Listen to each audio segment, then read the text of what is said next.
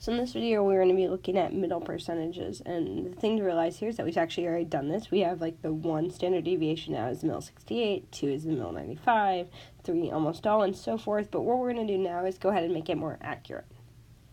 When we look for a middle percentage, the thing to realize is that the z-table doesn't give us center percentages, it only gives us left and tail, which means when we go to do this, we'll go ahead and we'll label our bell curve with the middle percents. For instance, we might be looking for the middle 50%, but when we go to our z-table, we won't use that percentage. Instead, what we'll do is we'll always look at the left and tail instead. The way to do this is to realize that whatever percentage I have in the center, I have 100% minus that to get the end tail. So, for instance, in this case, I have 100% overall, which means 100% minus 50% gives me 50% to be spread between my two end tails. The other thing to realize is that this end tail and this end tail are exactly the same, and that's because this is the normal curve, which is symmetric. So if I have 50% overall, that means my red end tail is half of that, 50% divided by 2, or 25%. So that is, my end tail over here is 25%.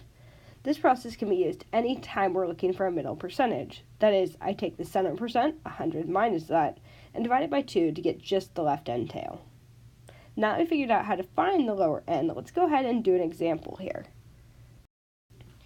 Now for this example, remember the ACT score is about normally distributed, average is 20.8, standard deviation of 4.8, and what we want to know is the middle 50% of ACT scores are between what two numbers?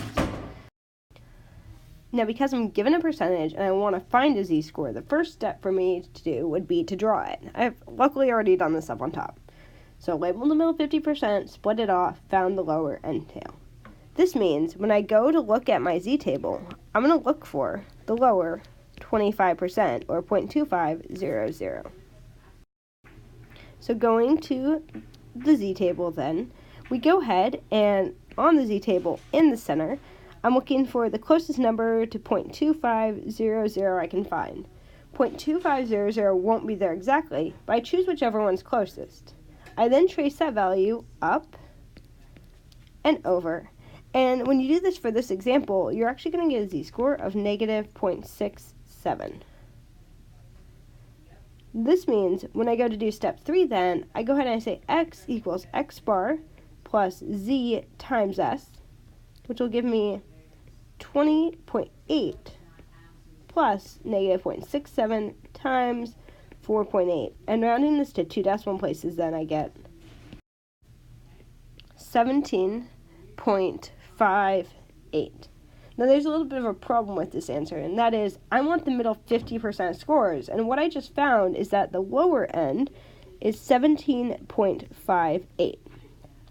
Well, I want the numbers in between, and so what I have to realize here is that 17.58 comes with a z-score of negative 0.67. That is, 17.58 is 0.67 standard deviations below the center. Now, if I want the middle 50%, then I need to realize that I also need to go up to the top part. The nice thing is this is symmetric, so this would have a z-score of positive 0.67. So, to find the upper end then, all I'm going to do is I'm going to repeat the process. X equals x bar plus z times s, which will be 20.8 plus positive 0.67 times 4.8, or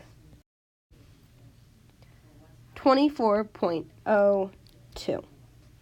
So, in order to get my answer, what I did is first of all I drew. I labeled the middle 50% and used that to find the lower percent. I then went to my z-table and found the lower percent, or the number closest to it. So what was closest to 0.2500. I traced that up and over and got a z-score of negative 0.67. Once I found that, I went over to step 3 and plugged it in for z. Knowing I wanted the middle 50% though, that only gave me the lower end. To find the upper end, I said, well, it's symmetric, so if this z-score is negative 0.67, the other z-score must be positive 0.67. I repeated the formula here, and what we have found is, according to our values, the middle 50% of people score between a 17.58 and 824.02.